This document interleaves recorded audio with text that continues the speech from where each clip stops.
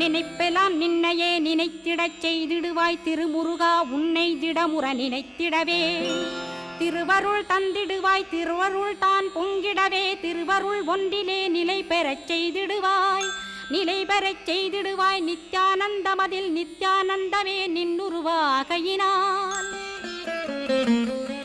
அத்வையானந்தத்தில் இமைப்பொழுது ஆழ்த்திடுவாய் ஞான பண்டிதா நான் மறை வித்தகா கேள் ஸ்கந்த குருநாதா கேள்மை பொருள் காட்டி மேன்மை அடைந்திடச் செய்